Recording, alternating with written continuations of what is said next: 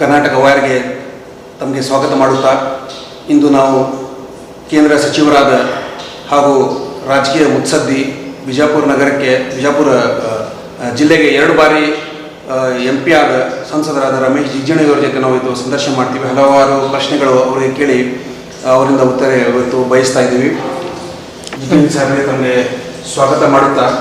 Sir, ಈಗ ಏನು ಲೋಕಸಭೆ ಚುನಾವಣೆ ಹೊಸ್ತಿಲಲ್ಲಿ ಇರುವ ಸಮಯದಲ್ಲಿ ಕೆಲವು ಗೊಂದಲಗಳು ಮೂಡುತ್ತಾ ಇದೆ. ಏನಂದರೆ, ಈ ಸಾರಿ ರಮೇಶ್ ಜಿಗಜಿಣಗಿ ಅವರು BJPಯಿಂದ ಅಫಿಷಿಯಲ್ ಅಭ್ಯರ್ಥಿ ಆಗ್ತಾರೋ ಇಲ್ವೋ ಅನ್ನೋವಂಥ ಕೆಲವು ಗೊಂದಲಗಳು. ಅದಕ್ಕೆ ತಮ್ಮದು ಏನು ಸ್ಪಷ್ಟೀಕರಣ ಕೊಡಕ್ಕೆ ಬಯಸ್ತೀರಿ? ನಾನು ಜನರಿಗೆ ನಿಮ್ಮ ಸಂದೇಶದ ಮುಖಾಂತರ ವಿನಂತಿ ಮಾಡ್ಕೊತೀನಿ, ಯಾವ ಗೊಂದಲವೂ ಬೇಡ. ನನಗೆ ಟಿಕೆಟ್ ಕೊಡೋದರಲ್ಲಿ ಯಾವ ಗೊಂದಲವೂ ಕೂಡ ಇಲ್ಲ. ಆದರೆ ಗೊಂದಲವನ್ನು ಸೃಷ್ಟಿ ಮಾಡತಕ್ಕಂಥ ಕೆಲಸ ಕೆಲವೊಬ್ಬದ್ದು ವೇಸ್ಟೆಡ್ ಇಂಟ್ರೆಸ್ಟ್ ಇರೋರು, ನನ್ನ ರಾಜಕೀಯ ವಿರೋಧಿ ಇರೋರು ಮಾತ್ರ ಕೆಲವೊಬ್ಬರು ಅದನ್ನು ಮಾಡ್ತಾ ಇದ್ದಾರೆ. ಆದರೆ ಅದರಿಂದ ಏನು ಪ್ರಯೋಜನ ಇಲ್ಲ. ಈಗಾಗಲೇ ಕೇಂದ್ರ ಪಕ್ಷದವರು ನಿರ್ಣಯ ಮಾಡಿದ್ದಾರೆ, ಈ ಬಿಜಾಪುರ ಕ್ಷೇತ್ರಕ್ಕೆ ರಮೇಶ್ ಜಿಗಜಿಣಗಿ ಅಭ್ಯರ್ಥಿ ಅಂತಕ್ಕಂಥದ್ದು ಅಫಿಷಿಯಲ್ ಆಗಿ ಆಗದೇ ಇದ್ದರೂ ಕೂಡ ಅನ್ಅಫಿಷಿಯಲ್ ಆಗಿ ಅದು ನನಗೆ ಗೊತ್ತಾಗಿದೆ. ಅದರ ಜೊತೆಗೆ ತಾವು ಮೊನ್ನೆ ನಮ್ಮ ರಾಜ್ಯಾಧ್ಯಕ್ಷರಾಗಿರ್ತಕ್ಕಂಥ ಯಡಿಯೂರಪ್ಪನವರು ನಮ್ಮ ಸಮಾವೇಶ ಇತ್ತು, ಒಂದು ಪಕ್ಷದ ಕಾರ್ಯಕರ್ತರು ಅವತ್ತು ಬಂದಾಗೂ ಕೂಡ ಎಲ್ಲರ ಮುಂದೆ ಹೇಳಿದ್ದಾರೆ, ಪಕ್ಷದ ಅಭ್ಯರ್ಥಿ ಇವರನ್ನು ನೀವು ಗೆಲ್ಲಿಸಬೇಕು. ನಮ್ಮ ಅಭಿಪ್ರಾಯ ಪ್ರಕಾರ 1 ಲಕ್ಷ ಮೇಲೆ ಮತಗಳಿಂದ ಇವರು ಆರಿಸಿ ಬರ್ತಾರೆ ಅಂತಕ್ಕಂಥದ್ದು ನಮ್ಮ ರಾಜ್ಯಾಧ್ಯಕ್ಷರೇ ಯಡಿಯೂರಪ್ಪನವ್ರು ಹೇಳ್ಯಾರ. ಅದಕ್ಕಾಗಿ ನಾವು ವಿನಂತಿ ಮಾಡ್ಕೊತೀನಿ, ಯಾವ ಗೊಂದಲವೂ ಬೇಡ, ಯಾರೂ ಅದ್ರ ಬಗ್ಗೆ ಚಿಂತನೆಯೂ ಬೇಡ, ಯಾರ ಮನಸ್ಸಿನಲ್ಲೂ ಇಟ್ಕೊಳ್ಳೋದು ಬೇಡ. ಈ ಭಾಗದ ಭಾರತೀಯ ಜನತಾ ಪಕ್ಷದ ಅಭ್ಯರ್ಥಿ ರಮೇಶ್ ಜಿಗಜಿಣಗಿನೇ ಅಂಥೇಳಿ ನೀವು ತಿಳ್ಕೊಂಡು ನಿಮ್ಮ ಕೆಲಸವನ್ನು ನೀವು ಪ್ರಾರಂಭ ಮಾಡಬೇಕು. ಈಗ ಏನು ಕೆಲವು ಗೊಂದಲಗಳು ಸೃಷ್ಟಿಯಾಗುತ್ತೆ, ಇದರಿಂದ ಪಕ್ಷಕ್ಕೆ ಹಿನ್ನಡೆ ಆಗುವಂಥ ನಿಮ್ಗೆ ಅನಿಸೋದಿಲ್ಲ? ಬರುವ ಚುನಾವಣೆಯಲ್ಲಿ ಪಕ್ಷಕ್ಕೆ ಹಿನ್ನಡೆ ಆಗ್ತೈತೆ ಅನ್ನುವಂಥದ್ದು. ಈ ಗೊಂದಲದಿಂದ ಯಾವ ಹಿನ್ನಡೆಯೂ ಆಗೋದಿಲ್ಲ. ಯಾಕಂದರೆ ಜನ ಮೊದಲಿನಷ್ಟು ಇನ್ನೋಸೆಂಟ್ ಇಲ್ಲ, ಬಹಳ ಈಗ ಪ್ರಜ್ಞಾವಂತ ಮತದಾರರದಾರ ಈ ಜಿಲ್ಲೆಯಲ್ಲಿ. ರಾಜಕೀಯ ಪ್ರಜ್ಞೆ ಇವತ್ತಲ್ಲ, ಸುಮಾರು 1966-67ರಿಂದ ರಾಜಕೀಯ ಪ್ರಜ್ಞೆ ಸಾಮಾನ್ಯ ಜನರಲ್ಲಿ ಮೂಡತಕ್ಕಂಥ ಪ್ರಯಾಸ ಹಿಂದೆನೇ ಆಗಿ ಹೋಗ್ಯದ. ಅದಕ್ಕಾಗಿ ಸಾಕಷ್ಟು ನಮ್ಮ ಜಿಲ್ಲೆಯಲ್ಲಿ ರಾಜಕೀಯ ಪ್ರಜ್ಞೆ ಅದ. ಆದರೆ ಯಾರ ತಲೆಯಲ್ಲೂ ಯಾರ ತಲೆಯಲ್ಲೂ ಇಲ್ಲ ಅನ್ನತಕ್ಕಂಥ ಮಾತನ್ನು ಭಾಳ ನಾನು ಸ್ಪಷ್ಟವಾಗಿ ಹೇಳ್ತೀನಿ. ಈ ಪ್ರಶ್ನೆ ಯಾಕೆ ಉದ್ಭವ ಆಗುತ್ತೆ ಅಂದರೆ, ಮೊನ್ನೆ ತಮ್ಮದೇ ಪಕ್ಷದ ಕಾರ್ಯಕ್ರಮ ಆಗಿತ್ತು, ಅಲ್ಲಿ ಯಡಿಯೂರಪ್ಪನವರು ಕೇಂದ್ರ ಇನ್ನೊಬ್ಬ ನಿಮ್ಮದು ಸಚಿವರು ಅಲ್ಲಿ ಬಂದಿದ್ದರು. ಅಲ್ಲಿ ತಮ್ಮದು ಒಂದು ಘಟನೆ ಆಗಿರುತ್ತೆ, ನೆನಪಿಡಬೇಕು. ಅಲ್ಲಿ 2 ಜನರು ಅದು ಮಾರಾಮಾರಿ ಆಯಿತು, ಇಬ್ಬರು ಸ್ವಲ್ಪ ರಕ್ತ ಎಲ್ಲ ಬಂತು. ಅದರಲ್ಲಿ ಕೆಲವರು ಏನು ಹೇಳಾಗ್ತಿದ್ದು, ಅಭ್ಯರ್ಥಿ ಬದಲಿಸಿ BJP ಗೆಲ್ಲಿಸಿ ಅನ್ನುವಂಥ ಹೇಳಿಕೆನೂ ಬಂತು. ಅದು ನೋಡಿ ಅವರು ತಮ್ಮ ಸ್ವ ಇಚ್ಛೆಯಿಂದ ಬಂದವರಲ್ಲ, ಯಾರೋ ಬೇರೆ ರಾಜಕೀಯ ಪಕ್ಷದ ಪ್ರಚೋದನೆಯಿಂದನೂ ಬಂದಿರ್ಬೋದು ಅಂತ ನೀವು ತಿಳ್ಕೋಬೇಕು. ಅವರೇ ನಮ್ಮ ಪಕ್ಷದವ್ರು ಕಳಿಸಿದ್ರು, ಮತ್ತೊಬ್ಬರು ಕಳಿಸಿದ್ರು ಅಂತ ನೀವು ಯೋಚನೆ ಮಾಡಬೇಡಿ. ಇದನ್ನೇನಪ್ಪ ಅಂತಂದ್ರೆ, ಅವ ನಮ್ಮ ಪಕ್ಷದ ಸದಸ್ಯನೇ ಅಲ್ಲ, ಯಾರು ನಮ್ಗೆ ಟಿಕೆಟ್ ಬೇಕು ಅಂತ ಅಲ್ಲಿ ಬಂದಿದ್ದ, ಯಾರು ಬಂದು ಅಲ್ಲಿ ಗಲಾಟೆ ಮಾಡ್ಲಿಕ್ಕತ್ತಿದ್ರು, ನಮ್ಮ ಪಕ್ಷದ ಸದಸ್ಯರುಗಳೇ ಅವರಲ್ಲ, ಬೇರೆ ಯಾವುದು ಪಕ್ಷದವ್ರು ಇದ್ದರೂ ನನಗಂತೂ ಗೊತ್ತಿಲ್ಲ. ಓಪನ್ ಆಗಿ ಏನು ಹೇಳಿದ್ರು ಅಂದರೆ, ಓಪನ್ ಆಗಿ ಹೇಳಿದ್ದು ನಾವು ಕೇಳಿಸ್ಕೊಂಡಿದ್ದೆವು. ಅವರ ಬೆಂಬಲಿಗರು ಅಂತ ಹೇಳಿದ್ರು, ನನಗೆ ಗೊತ್ತಿಲ್ಲಪ್ಪ. ಅದು ನಾವಂತೂ ಸ್ಟೇಜ್ ಮೇಲಿದ್ದೆವು, ಅವ್ರು ಯಾರು ಬೆಂಬಲಿಗರು ಅಂತ ಹೇಳಿದ್ರು ನನಗಂತೂ ಗೊತ್ತಿಲ್ಲ. ಅವರು ನಮ್ಮ ಪಕ್ಷದವರು ಅಲ್ಲೇ ಅಲ್ಲ, ನಮ್ಮ ಪಕ್ಷಕ್ಕೂ ಅವ್ರಿಗೂ ಯಾವ ಸಂಬಂಧವೂ ಇಲ್ಲ. ಟಿಕೆಟ್ ಬೇಕು ಅಂತ ಅಲ್ಲಿ ಕೇಳಿದವನು ನಮ್ಮ ಪಕ್ಷದ ಸಾಮಾನ್ಯ ಒಬ್ಬ ಸದಸ್ಯನೂ ಕೂಡ ಇವತ್ತಿಗೂ ಕೂಡ ಇಲ್ಲ. ಆದರೆ ಇದು ರಾಜಕೀಯ ಪ್ರಚೋದನೆ ಮಾಡಿರ್ತಕ್ಕಂಥ ಯಾವುದೋ ಒಂದು ಪಕ್ಷದಿಂದ ಬಂದಿರತಕ್ಕಂಥ ಜನಗಳವರು. ಅದ್ರ ಬಗ್ಗೆ ಭಾಳ ಸೀರಿಯಸ್ ಆಗಿ ತೊಗೊಳ್ಳೋ ಅವಶ್ಯಕತೆ ಇಲ್ಲ. ಅಲ್ಲಿ ಮುಂದೆ ಘಟನೆ ಏನೇನಾಯಿತು ನಾವು ನೋಡಲಿಲ್ಲ, ಯಾಕಂದರೆ ಅವತ್ತು ಕೇಂದ್ರ ಸರ್ಕಾರದ ಇನ್ನೊಬ್ಬ ಮಂತ್ರಿಗಳು ಬಂದಿದ್ದರು, ನಾವು ಸ್ಟೇಜ್ ಮೇಲಿದ್ದೆವು, ಕೆಳಗೆ ಏನಾಯಿತು ನಮಗೆ ಗೊತ್ತಿಲ್ಲ. ಅದೇ ಏನಾಗತ್ತೈತೆ ಅಂದರೆ, ಒಂಥರ ತಮ್ಮ ಹಾಗೂ ಇಲ್ಲಿ ನಗರ ಶಾಸಕರ ಮಧ್ಯೆ ಒಂಥರ ಕೋಲ್ಡ್ ವಾರ್ ಅನ್ನುವಂಥ ಪರಿಸ್ಥಿತಿ ಕಾಣಿಸಾಕತೈತಿ. ಒಂದು ಕಡೆ ಅವರು ಜಿಗಜಿಣಗಿ ವಿರುದ್ಧ ಹೇಳಿಕೆ ಕೊಡುವಂಥ ಪ್ರಸಂಗಗಳು ಆಗ್ತವೆ, ನೀವು ಒಂದು ಹೇಳ್ತೀರಿ. ನೋಡಿ, ಗೊಂದಲ ಆಗೋದಿಲ್ಲ? ನನ್ನಂತೂ ಏನು ನನ್ನ ಭಿನ್ನಾಭಿಪ್ರಾಯ ಇಲ್ಲ. ಆದರೆ ಇಷ್ಟೇ, ಕೆಲವೊಂದು ಸಲ ನಮ್ಮ ಗೌಡ್ರಿಗೆ ಮಾತನಾಡು ಬಾಯಿ ಚಪ್ಪಲದ, ಅದಕ್ಕಾಗಿ ಅವ್ರು ಮಾತಾಡ್ತಾರೆ. ಅದು ಒಂದೇ ಅಲ್ಲ, ಏನೇನೋ ಮಾತಾಡ್ತಾರೆ, ಅದು ನಿಮ್ಮೆಲ್ಲರಿಗೆ ಗೊತ್ತದ. ಅದು ಬಾಯಿ ಚಪ್ಪಲದು, ಆದರೆ ಅದರಿಂದ ಏನೂ ಪರಿಣಾಮ ಆಗೋದಿಲ್ಲ. ಆಮೇಲೆ ಇಷ್ಟೆಲ್ಲ ಘಟನೆಗಳು ಈ ಜಿಲ್ಲೆಯಲ್ಲಿ ನಡೆದರೂ ಕೂಡ ಜನರು ಒಂದು ನಿರ್ಣಯಕ್ಕೆ ಬಂದಾರ. ಜನರು ಯಾವ ನಿರ್ಣಯಕ್ಕೆ ಬಂದಾರಪ್ಪ ಅಂದ್ರೆ, ಬಾರ್ ಮೋದಿಯವರೇ ಇನ್ನೊಂದು ಸಲ ಈ ದೇಶದ ಪ್ರಧಾನಮಂತ್ರಿ ಅಂತಕ್ಕಂಥದ್ದು ಜನರ ಮನಸ್ಸಿನಲ್ಲಿ ಬಂದದ. ರಮೇಶ್ ಜಿಗಜಿಣಗಿ ಆಗಲಿ, ಬಸನಗೌಡರಾಗಲಿ, ಅದು ಮತ್ತೊಬ್ಬ ಆಗಲಿ, ಯಾರೂ ಇಂಪಾರ್ಟೆನ್ಸ್ ಅಲ್ಲ. ಜನರಿಗೆ ಏನು ಬೇಕಾಗಿದೆ, ಇನ್ನೊಂದು ಸಲ ಮೋದಿಯವ್ರು ಬೇಕಾಗ್ಯದ. ಅದಕ್ಕಾಗಿ ಭಾರತೀಯ ಜನತಾ ಪಕ್ಷಕ್ಕೆ ಈ ಭಾಗದಾಗಿನ ಜನ ಮತ ಕೊಡ್ತಾರೆ ಅನ್ನೋದು ಸಂಪೂರ್ಣ ನನಗೆ ವಿಶ್ವಾಸ ಅದ. ಆಮೇಲೆ ಇದೆಲ್ಲ ಆಗೋದ್ರಿಂದ ಯಾವ ಪರಿಣಾಮವೂ ನನ್ನ ಭಾರತೀಯ ಜನತಾ ಪಕ್ಷದ ಮೇಲೆ ಆಗೋದಿಲ್ಲ. ಯಾಕಂದರೆ ಜನರು ನೋಡ್ತಾರೆ, ಸಾಕಷ್ಟು ಕೆಲಸಗಳನ್ನು, ಅಭಿವೃದ್ಧಿ ಕೆಲಸಗಳನ್ನು ಜಿಲ್ಲೆಯಲ್ಲಿ ನಾನು ಮಾಡಿದ್ದೀನಿ. ಆದರೆ ಇಷ್ಟೇ ಅದನ್ನು ಹೇಳ್ಕೊಳ್ಳಿಲ್ಲ ನಾನು ಮಾಡೀನಿ ಅಂಥೇಳಿ. ಅದು ಸಾಕಷ್ಟು ಅಭಿವೃದ್ಧಿ ಕೆಲಸ ಮಾಡಿದ್ದೀನಿ. 5-6 ಸಾವಿರ ಕೋಟಿ ಹಣವನ್ನು ತರ್ತಕ್ಕಂಥ ಪ್ರಯಾಸ ಮಾಡೀನಿ. 2ನೇ ರೈಲ್ವೆ ಹಳಿ, ಡಬಲ್ ರೈಲ್ವೆ ಹಳಿ ಈಗ ಅರ್ಧ ಕೆಲಸ ಮುಗಿದಿದೆ. ಆಮೇಲೆ ವಿದ್ಯುತ್ ಸಾವಿರ ಬಂದಿದೆ ಬಿಜಾಪುರ ಜಿಲ್ಲೆಗೆ. ಸುಮಾರು 42,000 ಕೋಟಿ ರೂಪಾಯಿ ಇಡೀ ದೇಶದಲ್ಲಿ ಮೊದಲನೇ ನಂಬರ್ ಎಲ್ಲರೇ ಇದ್ದಿದ್ರೆ ಅದು ಕೂಡ್ಗಿನಲ್ಲಿ. ಅಂಥ ಒಂದು ದೊಡ್ಡ ವಿದ್ಯುತ್ ಯೋಜನೆಯನ್ನು ನಾನು ನನ್ನ ಜಿಲ್ಲೆಗೆ ತರ್ತಕ್ಕಂಥ ಪ್ರಯಾಸ ಮಾಡೀನಿ. ಇದರಿಂದ ಜನರಿಗೆ ಸಂಪೂರ್ಣ ವಿಶ್ವಾಸ ನನ್ನ ಮೇಲಿದೆ. ಇವನು ಒಬ್ಬ ಸಾರ್ವಜನಿಕ ಕೆಲಸ ಮಾಡ್ತಕ್ಕಂಥ ಒಬ್ಬ ವ್ಯಕ್ತಿಯಪ್ಪ ಅನ್ನತಕ್ಕಂಥದ್ದು ಜನರ ಮನಸ್ಸಿನಲ್ಲಿದೆ. ಬರೀ ರೈಲ್ವೆ ಹಳಿ ಅಷ್ಟೇ ಅಲ್ಲ, ಓವರ್ ಬ್ರಿಡ್ಜ್ ಬೇಕು ಅಂಥೇಳಿ ಎಷ್ಟೋ ಜನ ಆಶೆ ಪಡ್ತಿದ್ರು. ಇವತ್ತಿನ ತನಕ ಮಾಡ್ಲಿಕ್ಕಾಗಿರಲಿಲ್ಲ. ನಾನು ಒಂದೇ ಬಜೆಟ್ನಲ್ಲಿ ಸುಮಾರು ಜಿಲ್ಲೆಯಲ್ಲಿರ್ತಕ್ಕಂಥ 5 ಮೇಜರು ಆರೋಪಿಗಳನ್ನು ಸುಮಾರು 175 ಕೋಟಿ ರೂಪಾಯಿಯ ಹಣವನ್ನು ತರ್ತಕ್ಕಂಥ ಪ್ರಯಾಸ ಮಾಡಿ ಈಗಾಗಲೇ ಇಂಡಿ ಬ್ರಿಡ್ಜು ಪ್ರಾರಂಭ ಆಗಿದೆ. ಮೊನ್ನೆ ಲಂಬಾಣಿ ಜನಾಂಗದ ಒಂದು ಏನು ಸಮಾವೇಶ ಐತೆ, ಆ ಸಮಾವೇಶದಲ್ಲಿ ನಗರ ಶಾಸಕರು ಏನು ಒಂದು ತಮ್ಮ ವಿರುದ್ಧ ಹೆಸರು ಬಹಿರಂಗಪಡಿಸಲಾರ್ದೇನೆ ಆರೋಪ ಮಾಡಿದರೆ, ಅಥವಾ ಲಂಬಾಣಿ ಜನಾಂಗದವ್ರಿಗೆ ಅವರು ಯಾವಾಗಲೂ ಕೆಲಸ ಮಾಡೋಕೆ ಹೊರಗೆ ಹೋಗ್ತಾರೆ, ಅದಕ್ಕಾಗಿ ಅವ್ರಿಗೆ ಓಟ್ಗಳನ್ನೇ ಕಟ್ ಮಾಡಿಸಿ ಅಂತ ಒಂದು ಆರೋಪ ಮಾಡ್ಯಾರ. ಇಲ್ಲ, ನಾನು ಹೇಳಿದ್ದು ಅವರು ಸರಿಯಾಗಿ ತಿಳ್ಕೊಂಡಿಲ್ಲ. ಅವರು ದಡ್ರ. ಅವರು ಅದನ್ನು ತಮ್ಮ ರಾಜಕೀಯಕ್ಕೆ ಪ್ರೇರಿತವಾಗಿರ್ತಕ್ಕಂಥದ್ದು ಅದು ಹೇಳಿಕೆ. ಅದು ಅವರ ವೈಯಕ್ತಿಕ ಭಾವನೆಯಿಂದ ಯಾರೇ ಹೇಳಿ, ಅದು ವೈಯಕ್ತಿಕ ಅವರು ಹೇಳಿದ್ದಲ್ಲ, ಅದು ರಾಜಕೀಯ ಪ್ರೇರಣೆ ಇದೆ. ಹೌದು, ನಾನು ಚುನಾವಣೆ ಅಧಿಕಾರಿಗಳಿಗೆ ಪತ್ರ ಬರೆದಿದ್ದೀನಿ. ಏನಂತ ಬರೆದೆ? ಪತ್ರ ಇಲ್ಲೇ ಇದೆ ಡೆಪ್ಟಿ ಕಮಿಷನರ್ ಹತ್ರ, ನಮ್ಮ ಹತ್ರ ಪತ್ರ ಇದೆ. ನಾವು ಬರೆದದ್ದೇನು, ಒಬ್ಬ ಮನುಷ್ಯನಿಗೆ ಒಂದೇ ಓಟಿನ ಅಧಿಕಾರ, 2 ಓಟಿನ ಅಧಿಕಾರ ಇರಬಾರ್ದು. ಕೆಲವೊಬ್ಬರಿಗೆ ಮಹಾರಾಷ್ಟ್ರದಲ್ಲಿಯೂ ಕೂಡ ಓಟನ್ನು ಮಾಡಿಸ್ಯಾರ. ಇನ್ನು ಅವರೇನೆ ಬಿಜಾಪುರದಲ್ಲಿಯೂ ಕೂಡ ವೋಟರ್ ಲಿಸ್ಟ್ ಮಾಡ್ಯಾರ. ಇದನ್ನು ಸರಿಯಾದ ಎನ್ಕ್ವೈರಿ ಮಾಡಿ ಒಂದು ಕಡೆ ಕಡಿಮೆ ಮಾಡಬೇಕು. ನೀವು ಬೇಕಾದ್ರೆ ಮಹಾರಾಷ್ಟ್ರದಲ್ಲೇ ಕಡಿಮೆ ಮಾಡಿ, ಇಲ್ಲ ಮಹಾರಾಷ್ಟ್ರದಾಗ ಇರಲಿ ಅಂದ್ರೆ ಬಿಜಾಪುರದಾಗ ಕಡಿಮೆ ಮಾಡಿರಿ ಅಂಥೇಳಿ ನಾವು ಬರೆದದ್ದಂತೂ ನಿಜ ಅದು. ಆದರೆ ಲಂಬಾಣಿಗಳಿಗೆ ಅಂತ ಹೇಳಿಲ್ಲ ನಾವು. ಯಾವ ಜನ ಕೆಲಸಕ್ಕೆ ಹೋಗಿರ್ತಾರ ಅಲ್ಲಿನೂ ವೋಟರ್ ಲಿಸ್ಟ್ನಾಗ ಅದಾರ, ಇಲ್ಲಿನೂ ಅದಾರ. ಅದಕ್ಕೆ ಒಂದು ಕಡೆ ಇರಲಿ ಅಂಥೇಳಿ ನಾನು ಹೇಳಿದ್ದಂತೂ ಕರೆ, ಬರೆದದ್ದಂತೂ ಕರೆ. ಅದು ಯಾರು ಅಂತಂದ್ರೆ ನಮ್ಮ ವಿಜುಗೌಡರು, ನಮ್ಮ ಪಕ್ಷದ ಅಭ್ಯರ್ಥಿ ಆಗಿದ್ದರು. ಆ ಸಂದರ್ಭದಲ್ಲಿ ಅವರೇ ಬಂದು ಒಂದು ಪತ್ರ ಕೊಟ್ಟರು. ನಾನು as A minister, as A Lok Sabha ಸದಸ್ಯ ಬರೆದ್ರಲ್ಲಿ ತಪ್ಪೇನಿದೆ? ನಾನು ಬರೆದದ್ದು ಆ ಒಂದು ದೃಷ್ಟಿಕೋನ ಇಟ್ಕೊಂಡು ಬರೆದಿದ್ದೇವೆ. ಅದು ತಿರುಚಿ ಹೇಳಬೇಕಾದ್ರೆ ರಾಜಕೀಯ ಪ್ರೇರಣೆ, ಅದು ರಾಜಕೀಯ ಪ್ರೇರಣೆ ಇಟ್ಟುಕೊಂಡು ನಾನು ಚುನಾವಣೆಯಲ್ಲಿ ನಿಲ್ತೀನಿ, ಅವ್ರಿಗೆ ಓಟ್ ಬರಬಾರ್ದು ಲಂಬಾಣಿಗಳದು ಅಂತಕ್ಕಂಥ ಕೆಟ್ಟ ಉದ್ದೇಶ ಮನಸ್ಸಿನಲ್ಲಿ ಇಟ್ಕೊಂಡು ಈ ಮಾತನ್ನು ಆಡಿರ್ಬೋದು. ಈಗ ಅವರೇ ಹೇಳ್ತಾರೆ, ಒಂದು ಕಡೆ ರಮೇಶ್ ಜಿಗಜಿಣಗಿಯವರು ಪರೋಕ್ಷವಾಗಿ ನಿಮ್ಮ ವಿರುದ್ಧ ಮಾತಾಡಿ, ಮತ್ತು ಎಲೆಕ್ಷನ್ ಟೈಮ್ ಬಂದಾಗ MB ಪಾಟೀಲ್ ಅವರೇ ಗಾಡಿ ಕಳಿಸಿ ತೋರಿಸ್ಬೇಕನ್ನುವಂತ ಹೇಳ್ತಾರೆ. ನೋಡ್ರಿ ದಯವಿಟ್ಟು ಅವರು ಇದೇ ಊರಾಗ ಅದಾರ, ಯಾರು ಹೇಳ್ಯಾರ ಅವ್ರಿಗೆ ಹೋಗಿ ನೀವೇ ಕೇಳಿ, ಅದ್ರ ಬಗ್ಗೆ ನಾ ಯಾವುದು ಮಾತಾಡಲ್ಲ.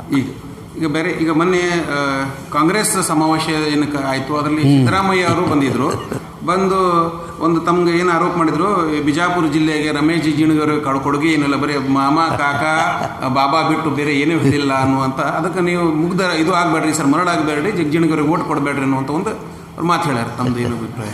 ಸಿದ್ದರಾಮಯ್ಯನವರು ಈ ಬಸವನಾಡಿನ ಬಗ್ಗೆ ಬಹುಶಃ ಅವ್ರಿಗೆ ಗೊತ್ತಿಲ್ಲ. ಮೈಸೂರಲ್ಲಿ ಹುಟ್ಟಿ ಬೆಳೆದವರು. ಇದು ಬಸವ ಹುಟ್ಟಿದ ನಾಡಿದು. ಬಸವಣ್ಣನ ಪ್ರೇರಣೆಯಿಂದ ಬದುಕ್ತಕ್ಕಂಥ ಜನ ಈ ಜಿಲ್ಲೆಯಲ್ಲಿ ಭಾಳ ಇದ್ದಾರೆ, ಈ ಉತ್ತರ ಕರ್ನಾಟಕದಲ್ಲಿ. ಸಿದ್ದರಾಮಣ್ಣ ಅವ್ರಿಗೇನು ಗೊತ್ತು ಸಂಸ್ಕಾರದ ಬಗ್ಗೆ? ಅವರು ಭಾಳ ದೊಡ್ಡವರು, ಅವರು ಮುಖ್ಯಮಂತ್ರಿ ಆದವರು. ಇವೆಲ್ಲ ಮಾತಾಡಬಾರ್ದು. ಒಬ್ಬ ವೈಯಕ್ತಿಕವಾಗಿ ಇವು ಸಣ್ಣ ವಿಚಾರಗಳು. ಅವರು ಒಬ್ಬ ಮುಖ್ಯಮಂತ್ರಿ ಆದವರು, ಭಾಳ ದಿವಸದಿಂದ ರಾಜಕಾರಣ ಮಾಡಿದವರು, ಒಟ್ಟಾಗಿ ನನ್ನ ಜೊತೆ ಇದ್ದವರು. ಅವರು 83ರಲ್ಲಿ ನಾನು ಮಂತ್ರಿ ಇದ್ದಾಗ ಇವರು ಏನೂ ಇರಲಿಲ್ಲ. ಅವತ್ತು ಏನೋ ರಾಮಕೃಷ್ಣ ಹೆಗಡೆ ಅವರು ರಾಜ್ಯದ ಮುಖ್ಯಮಂತ್ರಿಗಳಾಗಿದ್ದರು. ನಾವೇವೆಲ್ಲರೂ ವಿನಂತಿ ಮಾಡಿಕೊಂಡು ಕನ್ನಡ ಕಾವಲು ಸಮಿತಿ ಅಧ್ಯಕ್ಷರು ಮಾಡಿರ್ತಕ್ಕಂಥದ್ದು ಅದು ಎಲ್ಲೋ ಮರ್ತಾರೆ ಕಾಣಿಸ್ತದೆ ನಮ್ಮ ಸಿದ್ದರಾಮಣ್ಣ ಅವರು.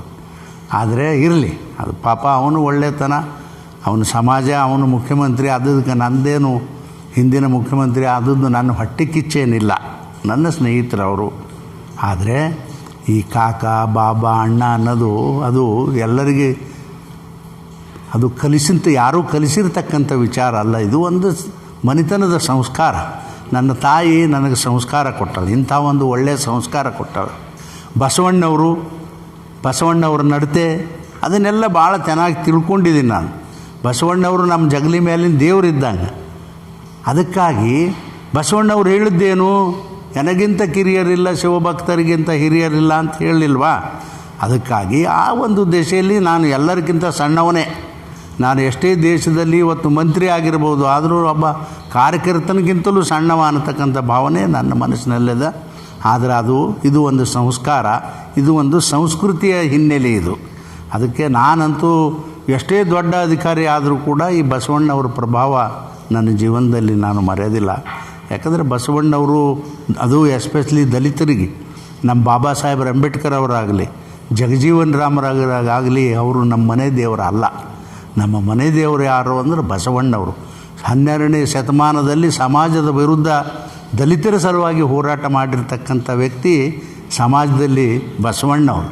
ಮತ್ತು ಇನ್ನು ಅವ್ರನ್ನ ನಾವು ಅವರ ಒಂದು ಪ್ರೇರಣೆಯಿಂದ ನಡ್ಕೊಳ್ಳೋದೇ ಇದ್ದರೆ ಇನ್ನು ಯಾರ ಪ್ರೇರಣೆಯಿಂದ ನಡ್ಕೊಳ್ಳೋದು? ಅದಕ್ಕಾಗಿ ಬಸವಣ್ಣವ್ರ ವಿಚಾರ ಮನಸ್ಸಿನಲ್ಲಿ ಭಾಳ ಮೊದಲಿನಿಡಿದೂ ಕೂಡ ನಾನು ನಿಮ್ಗೆ ಗೊತ್ತದ ಇಲ್ಲ ಗೊತ್ತಿಲ್ಲ, ನಾನು ಮೃತ್ಯುಂಜಯ ಮಹಾಸ್ವಾಮಿಗಳ ಮಠದಲ್ಲಿ ಕಂತಿ ಭಿಕ್ಷೆಯನ್ನು ತಿಂದು ನಾನು ವಿದ್ಯಾರ್ಜನೆ ಮಾಡಿಕೊಂಡಿದ್ದೀನಿ. ನನಗಂತೂ ಸಂಸ್ಕಾರ ಅದಾವ. ಅದಕ್ಕಾಗಿ ಆ ಸಂಸ್ಕಾರದ ಹಿನ್ನೆಲೆ ಇರೋದರಿಂದ ಅಪ್ಪ ಅಣ್ಣ ಬಾಬಾ ಕಾಕ ಅಂತಕ್ಕಂಥ ಮಾತನ್ನು ರಾಜಕೀಯ ಇದ್ರಾಗೇನು ಅಪ್ಪ ಅಣ್ಣ ನಾನು ಏನೋ ಅವರು ಭಯಂಕರ ಮ್ಯಾಲೆ ಹೋಗ್ಬಿಡ್ತಾರ ಅಥವಾ ಏನು ಭಯಂಕರ ಖುಷಿಯಾಗಿ ನನಗೆ ಓಟ್ ಹಾಕ್ತಾರ? ಹಂಗಲ್ಲ. ನಾನು ಓಟಿಗಾಗಿ ಯಾವತ್ತೂ ಕೇಳಿಲ್ಲ. ಆದರೆ ಅಷ್ಟೇ ನನ್ನ ಸಂಸ್ಕಾರ ಅದ, ಅದರ ಪ್ರಕಾರ ನಾನು ಮಾತಾಡ್ತೀನಿ. ಈಗ ಅಭಿವೃದ್ಧಿ ಸಂಬಂಧಪಟ್ಟಂಗೆ ತಮ್ಮದು ವಿರುದ್ಧ ಇನ್ನೊಂದು ಏನು ಆರೋಪ ಅದ, 10 ವರ್ಷ ತಾವು ಈ ಬಿಜಾಪುರ ಜಿಲ್ಲೆಯ ಸಂಸದರಾಗಿದ್ದೀರಿ. ಇಲ್ಲಿ ಟ್ರೈನ್ಗಳು ಬಿಜಾಪುರದಿಂದ ಬೆಂಗಳೂರಿಗೆ 8 ತಾಸು ಹೋಗುವಂಥ ಒಂದು ಟ್ರೈನ್ ಆಗಿಲ್ಲ. ಏರ್ಪೋರ್ಟ್ ಕೆಲಸನೂ ಅಷ್ಟಕ್ಕಷ್ಟೇ ನಿಲ್ತೈತಿ. ಮತ್ತು ಏನೋ ಯುನೆಸ್ಕೋ ಹೆರಿಟೇಜ್ ಟ್ಯಾಗ್ ಸಿಗಬೇಕಾಗಿತ್ತು. ಅದರ ಜೊತೆಗೆ ಏನೋ ಇದು ROB ರೈಲ್ವೆ ಓವರ್ ಬ್ರಿಡ್ಜ್ ಕಾಮಗಾರಿ 10 ವರ್ಷದಲ್ಲಿ ಒಂದೇ ಚಾಲು ಆಗೈತಿ, ಅದು ಕೂಡ ಇನ್ನೂ ಮುಗ್ದಿಲ್ಲ ಅನ್ನುವಂಥ ಆರೋಪ ತಮ್ಮ ಮೇಲಿದೆ. ತಾವು ಅದಕ್ಕೇನು ಸ್ಪಷ್ಟನೆ? ನೋಡಿರಿ, ಆರೋಪ ಮಾಡೋರು ಆರೋಪ ಮಾಡ್ತಾನೇ ಇರ್ತಾರೆ, ಅದಕ್ಕೆ ಎಂಡಿಲ್ಲ. ನೀವು ಎಂದಾದರೂ ಕೇಳಿದ್ರೆ ಜೀವನದಾಗ ಒಬ್ಬರ ಬಗ್ಗೆ ಆದರೂ ಆರೋಪ ನಾನು ಮಾಡಿದ್ದೀನಿ ವೈಯಕ್ತಿಕವಾಗಿ. ಆದರೆ ನನ್ನ ಮೇಲೆ ಇಷ್ಟೊಂದು ಪ್ರೀತಿ ಹಾಕೋ ಜನಗಳಿಗೆ ಅದು ನನಗೆ ಅರ್ಥ ಆಗ್ತಾಯಿಲ್ಲ. ಆದರೆ ಮಾಡಲಿ, ವೈಯಕ್ತಿಕ ಯಾಕೆ ಮಾಡ್ತಾರೆ ಇವರು? ಏನು ಇವ್ರದ್ದೇನು ಗಂಟು ತಿಂದಿದ್ದೇವ ನಾವು? ನಾನೊಬ್ಬ ಸಾಮಾನ್ಯ ಮನುಷ್ಯಪ್ಪ, ದಲಿತ ಮನುಷ್ಯ. ಏನು ದಲಿತರು ಯಾರು ಈ ಜಿಲ್ಲೆನಾಗ ರಾಜಕಾರಣ ಮಾಡೋದು ಬೇಡ? ಅಲ್ಲ, ಅಭಿವೃದ್ಧಿ ಕೆಲಸದ ಬಗ್ಗೆ ದಲಿತರು ಯಾರು ರಾಜಕಾರಣ ಮಾಡೋದು ಬೇಡ? ಆದರೆ ಅವ್ರು ಏನೂ ಮಾಡಲಾರ್ದೇನೆ ಭಾಳ ಮಾಡ್ಯಾರ ನಮ್ಮವರು ಅಂತ ಹೇಳ್ಕೊತ ಅಡ್ಡಾಡ್ತಾರೆ ಇವರು. ಆದರೆ ದಲಿತ ಮನುಷ್ಯ ಇಷ್ಟು ಮಾಡಿದ್ರು ಒಬ್ಬರೇ ಹೇಳ್ತಾರ, ಇಲ್ಲಪ್ಪ ಒಬ್ಬ ದಲಿತ ಒಬ್ಬ ರಾಜಕಾರಣಿ ಮಾಡ್ಯಾನಪ್ಪ, ಬ್ರಿಡ್ಜ್ ಮಾಡ್ದ, ರೈಲ್ವೆ ಹಳಿ ಕೊಟ್ಟ, ಆಮೇಲೆ ವಿದ್ಯುತ್ 1000 ಕೊಟ್ಟ, 5,000 ಕೋಟಿ ರೊಕ್ಕ ಕೊಟ್ಟ ರೋಡಿಗೆ. ಯಾರು ಹೇಳ್ತಾರೆ? ಯಾರೂ ಹೇಳೋಂಗಿಲ್ಲ. ಇದೇ ಸಮಾಜದ ಅಂತರ. ಇದನ್ನು ಭಾಳ ಚೆನ್ನಾಗಿ ತಿಳ್ಕೊಂಡಿದ್ದು ನಾ ಇನ್ನೊಂದು ಸಲ ನಿಮ್ಮ ಜೋಡಿ ಅದನ್ನು ಇನ್ನೊಂದು ಸಲ ಕೂತು ನಿಮ್ಮ ಜೋಡಿ ನಾ ಚರ್ಚೆ ಮಾಡ್ತೀನಿ. ಅಭಿವೃದ್ಧಿ ವಿಷಯದಾಗ ಹೇಳೋದು ನೋಡಿರಿ, ನಾನಿಲ್ಲಿ ಲೋಕಸಭಾ ಸದಸ್ಯನಾಗಿ 2009ಕ್ಕೆ ಬಿಜಾಪುರಕ್ಕೆ ಬಂದೆ. ಅದಕ್ಕಿಂತ ಮುಂಚೆ ಚಿಕ್ಕೋಡಿನಲ್ಲಿದ್ದೆ. 2009ಕ್ಕೆ ಬಂದ ಮೇಲೆ ನಾನು ರಾಮಕೃಷ್ಣ ಹೆಗಡೆಯವರ ಪರಮ ಶಿಷ್ಯ. ನಾನು ಯಾವಾಗಾದರೂ ಮುಂದಾಲೋಚನೆ ಬಗ್ಗೆ ನಾನು ಚಿಂತನೆ ಮಾಡ್ತಾಯಿರ್ತೀನಿ. ರಾಮಕೃಷ್ಣ ಹೆಗಡೆಯವರು ಕೂಡ ಅದೇ ಒಂದು ದೆಸೆಯಲ್ಲಿ ಇದ್ದರು. ಬಿಜಾಪುರ ಜಿಲ್ಲೆಗೆ ಬಂದ ಕೂಡಲೇ ನನಗೇನು ಅನ್ನಿಸ್ತು, ಮೊಟ್ಟ ಮೊದಲು ಇದು ಆಲಿಮಟ್ಟಿ ಎಲ್ಲ ತಯಾರಾಯಿತು. ಆಲಿಮಟ್ಟಿ ತಯಾರಾದಮೇಲೆ ಬಿಜಾಪುರಕ್ಕೆ ನೀರಾವರಿ ಬರಬೇಕಾದ್ರೆ ಹೆಂಗಪ್ಪ, ಇಲ್ಲಿ ಕೆನಾಲ್ಲಿ ಅಂತೂ ನೀರು ಬರೋದಿಲ್ಲ. ಇವಕ್ಕೆಲ್ಲ ನೀರು ಬರಬೇಕಾದ್ರೆ ಏನು ಲಿಫ್ಟ್ ಮಾಡೇ ಹಾಕಬೇಕು, ಎತ್ತಿ ನೀರು ಹಾಕಿದಾಗ ಮಾತ್ರ ಬಿಜಾಪುರ ಜಿಲ್ಲೆಗೆ ನೀರಾವರಿ ಆಗ್ತದೆ ಅಂತಕ್ಕಂಥ ಪರಿಕಲ್ಪನೆ ನನ್ನ ಮನಸ್ಸಿನಲ್ಲಿ ಮೊದಲಿನಿಂದ ಕಾಡ್ತಾ ಇತ್ತು. ಅದಕ್ಕೆ ಈ ನೀರನ್ನು ಇದು ಯಾಕಂದರೆ ಹಿಂದೆ ಹುಜ್ರೆ ಅವರು ಇವರು ಸುಮಾರು ಜನ ಇದ್ರ ಬಗ್ಗೆ ಹೋರಾಟ ಮಾಡಿದರು. ಆದರೆ ಇದು ನೀರು ಎತ್ತಿ ಹಾಕಬೇಕಾದ್ರೆ ಒಂದು ದಿವಸಕ್ಕೆ ಎಷ್ಟು ಕರೆಂಟ್ ಬೇಕಾಗ್ತದೆ ಅನ್ನೋ ಚಿಂತನೆ ಕೂಡ ನನ್ನ ಮನಸ್ಸಿನಲ್ಲಿತ್ತು. ಸುಮಾರು 300 ಮೆಗಾವ್ಯಾಟ್ ಪ್ರತಿ ದಿವಸ ಈ ನೀರು ಎತ್ತಿ ಹಾಕಬೇಕಾದ್ರೆ ಕೆನಾಲಿಗೆ ಕರೆಂಟ್ ಬೇಕಾಗ್ತಾನೆ ಒಂದು ಚಿಂತನೆಯೂ ಕೂಡ ಇತ್ತು. ಆ ಒಂದು ಹಿನ್ನೆಲೆಯಲ್ಲಿ ನಮ್ಮ ಸರ್ಕಾರವೂ ಇದ್ದಿದ್ದಿಲ್ಲ 2009ರಲ್ಲಿ. ಆದರೆ ಇದನ್ನು ಮನಸ್ಸಿನಲ್ಲಿ ಇಟ್ಕೊಂಡು ಇಲ್ಲಿ ಸೊಲ್ಲಾಪುರಕ್ಕೆ ಪಕ್ಕದ ಜಿಲ್ಲೆ ಆಗಿರ್ತಕ್ಕಂಥ ಸೊಲ್ಲಾಪುರಿಗೆ ಒಂದು ವಿದ್ಯುತ್ ಸ್ಥಾವರ ಆಗ್ತದ ಅಂತಕ್ಕಂಥದ್ದು ಪತ್ರಿಕೆಯಲ್ಲಿ ನೋಡಿ ಅಲ್ಲಿರ್ತಕ್ಕಂಥ ಲೋಕಸಭಾ ಸದಸ್ಯ ಅವತ್ತು ನಮ್ಮ ಸುಶೀಲ್ ಕುಮಾರ್ ಸಿಂಧೇರವರು, ನಮ್ಮ ಸಮಾಜದ ಒಬ್ಬ ನಾಯಕ, ಅವ ದೇಶದಲ್ಲಿರ್ತಕ್ಕಂಥ ಒಬ್ಬ ನಾಯಕ ಅವ. ಇದು ಗೊತ್ತಾಗಿ ನಾನು ಅವ್ರ ಮನೆಗೆ ಹೋದೆ, ಸುಶೀಲ್ ಕುಮಾರ್ ಸಿಂಧೆ ಅವ್ರ ಮನೆಗೆ ಹೋಗಿ, ಸ್ವಾಮಿ ನಾವೇನು ಪಾಪ ಮಾಡಿದೆವು ಬಿಜಾಪುರದವರು, ನೀವು ರಿಸರ್ವ್ ಕ್ಷೇತ್ರ ಅದ, ನಂದು ರಿಸರ್ವ್ ಕ್ಷೇತ್ರ, ಭೀಮಾ ನದಿ ಮಾತ್ರ ಮಧ್ಯ ಅದ, ನಾವೇನು ಪಾಪ ಮಾಡಿದೆವು, ನನಗೂ ಒಂದು ಯಾಕೆ ವಿದ್ಯುತ್ ಸ್ಥಾವರ ಕೊಡಬಾರ್ದು ನೀವು ಅಂತೇಳಿ ನಾವು ಬಹಳ ಎಣ್ಣ ಅಂದು ನಾನು ವಿನಂತಿ ಮಾಡಿಕೊಂಡಾಗ ಅವರು ಮರಾಠಿನಾಗ ಹೇಳಿದೆ ತು ಚಲ ಮೀ ಕರುಣ್ ದೇತೆ ಅಂತ ಹೇಳಿದ್ರು. ನಾ ಮಾಡಿಕೊಡ್ತೀನಪ್ಪ ಅಂತೇಳಿ ಹೇಳಿದ್ರು. NTPC ಬಗ್ಗೆ ನಾನು ಹೇಳ್ತಾ ಇದ್ದೀನಿ. ಅದು NTPC ನಿಮ್ಮ ಕೊಡುಗೆ ಅಂತೀರಾ? NTPC ಕೊಡುಗೆ ಮೊದಲನೇ ಚುನಾವಣೆ ಕೊಡುಗೆ. ಅದರ ಜೊತೆಗೆ ಅದೇ ಪೀರಿಯಡಲ್ಲಿ ಇಂಡಿನಲ್ಲಿ ಭಯಂಕರ ಕುಡಿಯುವ ನೀರಿನ ತಾಪತ್ರೆ ಇತ್ತು. ಇದೆಲ್ಲ ನನಗೂ ಗೊತ್ತಿತ್ತು. ಅಲ್ಲಿಂದನೇ ರಿಪ್ರೆಸೆಂಟೇಟಿವ್ ಹಿಂದೂ ಕೂಡ 3-4 ಸಲ ನಾನು ಶಾಸಕನಾಗಿದ್ದ. ಭಾಳ ತೊಂದರೆ ಅದ ಅನ್ನೋದು ಗೊತ್ತಾಗಿ 74 ಹಳ್ಳಿದು ಒಂದೇ ಸ್ಕೀಮ್ ಇತ್ತದು ಕುಡಿಯುವ ನೀರಿನ ಸಲುವಾಗಿ 110 ಕೋಟಿ ರೂಪಾಯಿ ಅವಾಗನೇ ಮಂಜೂರಾತಿ ಮಾಡಿ ಮಲ್ಟಿ ವಿಲೇಜ್ ಸ್ಕೀಮ್ಗಳ ಬಗ್ಗೆ ಅವಾಗನೇ ಅವರು 176 ಹಳ್ಳಿಗೆ 110 ಕೋಟಿ ರೂಪಾಯಿ ಅವತ್ತು ಮಂಜೂರಾತಿ ಮಾಡಿಕೊಟ್ರು. ವಿದ್ಯುತ್ NTPC ಅಂತಂದಿತ್ತು. ಆದರೆ ಇನ್ನೂ ಆ ರೈಲ್ವೆ ಇನ್ನೂ ಕೆಲಸ ಆಗಿಲ್ಲ. ರೈಲ್ವೆ ಬಿಜಾಪುರ್ಗೆ ಬೆಂಗಳೂರಿಗೆ 8 ತಾಸು ಹೋಗುವಂಥ ಇನ್ನೂ ರೈಲ್ವೆ ನಾನು ಒಪ್ಕೊಂಡೆ. ಅದು ಯಾಕೆ ಹೋಗಿಲ್ಲ ಅಂದರೆ ಇದು ನೋಡಿ, hats off to the Jaffer Sharief ಅವರು ಈ ರಾಜ್ಯದಾಗ ರೈಲ್ವೆ ಮಂತ್ರಿ ಆಗದೇ ಇದ್ದರೆ ಇಷ್ಟೊಂದು ಡೆವಲಪ್ಮೆಂಟು ರೈಲ್ವೆನಲ್ಲಿ ನಾವು ಕಾಣ್ತಿರಲಿಲ್ಲ. ಜಾಫರ್ ಶರೀಫ್ ಅವರು ರೈಲ್ವೆ ಮಂತ್ರಿ ಇದ್ದಾಗ ಇದು ಮೊದಲ ಮೀಟರ್ ಗೇಜ್ ಇತ್ತು, ಸಣ್ಣದು. ಇದು ಬ್ರಾಡ್ಗೇಜ್ ಮಾಡಬೇಕು ಅಂಥೇಳಿ ಆರ್ಡರ್ ಮಾಡಿ ಬ್ರಾಡ್ಗೇಜ್ ಮಾಡಿಸಿದ್ರು. ಬ್ರಾಡ್ಗೇಜ್ ಮಾಡಿಸಿ ಇವತ್ತಿಗೂ ಕೂಡ ಅದು ಸೆಟ್ಲ್ ಆಗ್ತಾಯಿಲ್ಲ. ಆ ಬ್ರಾಡ್ಗೇಜ್ ಮಾಡಿದ್ದು ಹೆಂಗೆ ಅಂದರೆ ಅದು ಭಾಳ ಏನು ಫಾಸ್ಟ್ ಬರಬೇಕಲ್ಲ ಟ್ರೇನ ಬರ್ತಾಯಿಲ್ಲ. ಇದಕ್ಕಾಗಿ ತೊಂದರೆ ಆಗಿದೆ. ನಾನು ಭಾಳ ಸಲ ವಿನಂತಿ ಮಾಡ್ಕೊಂಡಿದ್ದೀನಿ, ಅವ್ರ ಜೋಡಿ ಜಗಳನೂ ಮಾಡಿದ್ದೀನಿ ರೈಲ್ವೆ ಇಲಾಖೆಯವ್ರ ಜೊತೆ. ಖಂಡಿತ ಇನ್ನೊಂದು ಸ್ವಲ್ಪ ದಿನ ಸಹಕಾರ ಮಾಡಿರಿ, ಅದನ್ನು ಮುಂಜಾನೆ ಯಾವ ಶೆಡ್ಯೂಲ್ಗೆ ಬರಬೇಕೋ ಅದಕ್ಕಿಂತಲೂ ಮುಂಚೆ ಬರ್ತಕ್ಕಂಥ ಪ್ರಯಾಸ ಆಗ್ತದೆ. ಅದನ್ನು ಅವರೇ ಹೇಳ್ಯಾರ. ಮೊನ್ನೆ ROB ಇನಾಗ್ರೇಷನ್ ಬಂದಾಗ GM ಅವರೇ ಹೇಳ್ಯಾರ, ಇನ್ನೊಂದು 2 ತಿಂಗಳು ಸಮಾಧಾನ ಮಾಡಿ ದಯವಿಟ್ಟು ನಾವು ಮುಂದೆ ಇದು ಕರೆಕ್ಟ್ ಆಗ್ತದೆ ಅಂತಕ್ಕಂಥದ್ದು ಹೇಳ್ಯಾರ. ನೋಡೋಣ, ಲೆಟ್ ಅಸ್ ವೇಟ್. ಈಗ ರಮೇಶ್ ಜಿಗಜಿಣಗಿ ಅವರಿಗೆ ಜನ ಯಾಕೆ ಓಟ್ ಮಾಡಬೇಕು, ಇನ್ನೊಂದು ಸಾರಿ ನೀವು ನಿಂತರೆ ನಾವು ಯಾಕೆ ಓಟ್ ಮಾಡಬೇಕು ಅಂತ ಸಹಜವಾಗಿ ಕೇಳಿದ್ರೆ ತಮ್ಮದು ಉತ್ತರ ಏನು? ನೋಡಿ, ರಮೇಶ್ ಜಿಗಜಿಣಗಿ ಅವ್ರಿಗೆ ಯಾಕೆ ಓಟ್ ಮಾಡಬೇಕು ಅಂತ ಕೇಳಿದ್ರಲ್ಲ, ತುಂಬ ನನಗೂ ಕೂಡ ಸಂತೋಷ ಅನ್ನಿಸ್ತದೆ. ನೋಡಿ ಅದರಲ್ಲಿ ಕಾರಣಗಳು ಭಾಳ ಅದಾವ. ಬಹಳ ಸೌಮ್ಯ ಸ್ವಭಾವದ ಒಬ್ಬ ರಾಜಕಾರಣಿ ನಾನು. ಆಮೇಲೆ ಇನ್ನೊಂದು ಎಲ್ಲಕ್ಕಿಂತ ದೊಡ್ಡ ಚೀಜ್ ನನ್ನ ಮನಸ್ಸಿನಲ್ಲಿರೋದು ಏನು ಅಂದರೆ, ಎಲ್ಲ ಸಮಾಜಗಳನ್ನು, ಬರೀ ನಂದು ಒಂದೇ ದಲಿತ ಸಮಾಜ ಅಷ್ಟೇ ಅಲ್ಲ, ಸಮಾಜದಲ್ಲಿರ್ತಕ್ಕಂಥ ಪ್ರತಿಯೊಂದು ಸಮಾಜಗಳನ್ನು ಅದು ನನ್ನ ಸಮಾಜ ಅನ್ನತಕ್ಕಂಥ ಭಾವನೆ ನನ್ನ ಮನಸ್ಸಿನಲ್ಲದ. ಅವನು ಹಿಂದೂ ಆಗಿರ್ಬೋದು, ಮುಸ್ಲಿಮ್ ಆಗಿರ್ಬೋದು, ಕ್ರೈಸ್ತ ಆಗಿರ್ಬೋದು, ಯಾರೇ ಇದ್ದರೂ ಇವರೆಲ್ಲ ನನ್ನವರು ಅಂತಕ್ಕಂಥ ನೀವೇ ಹೇಳಿ ನೋಡೋಣ. ಇಷ್ಟು ವರ್ಷ ಆದರೂ ಒಬ್ಬಾದರೂ ದಲಿತ ಅಂತಕ್ಕಂಥ ಭಾವನೆ ಅದಾನೆ ಯಾರ ಮನಸ್ಸಿನಾಗ ನಮ್ಮ ರಮೇಶ ಅಂತಕ್ಕಂಥ ಭಾವನೆ. ಈ ಅಭಿಮಾನ ನನಗೂ ಕೂಡ ತುಂಬ ಜನಗಳ ಬಗ್ಗೆ ಅಭಿಮಾನ ಅದ. ಆದರೆ ಇಷ್ಟೇ, ಈ ಮನುಷ್ಯನಿಗೆ ಜಾತಿ ಇಲ್ಲ ಅನ್ನೋದು ಒಂದು ಕಾರಣ, ಆಮೇಲೆ ತಾರತಮ್ಯ ಮಾಡೋದಿಲ್ಲ ಅನ್ನೋದು 2ನೇ ಕಾರಣ. ಇದ್ದಟ್ರೊಳಗೆ ಇವ ರಾಮಕೃಷ್ಣ ಹೆಗಡೆ ಅವರ ಶಿಷ್ಯ ಸ್ವಲ್ಪ ಆನೆಸ್ಟ್ ಆಗ್ಯದನ, ಪ್ರಾಮಾಣಿಕ ಆಗ್ಯದನ, ಯಾರಿಗೂ ರೊಕ್ಕ ಕೇಳೋದಿಲ್ಲ, ಆಫೀಸರಿಗೆ ಹೆರಾಸ್ಮೆಂಟ್ ಇಲ್ಲ, ಯಾರಿಗೂ ಒಂದು ದುಡ್ಡು ಕೇಳೋದಿಲ್ಲ. ನಾನು 10 ಚುನಾವಣೆ ಎದುರಿಸಿದ್ರು ಕೂಡ ಬಜಾರ್ನಲ್ಲಿ ಯಾವ ವ್ಯಾಪಾರಸ್ಥನಿಗೆ 1 ರೂಪಾಯಿ ಕೊಡುವಂತ ನಾನು ಕೇಳಿಲ್ಲ. ಇವೆಲ್ಲ ಕಾರಣ ಇರ್ಬೋದು, ನಾವು ಒಂದೇ ಅಂತ ಹೇಳಂಗಿಲ್ಲ.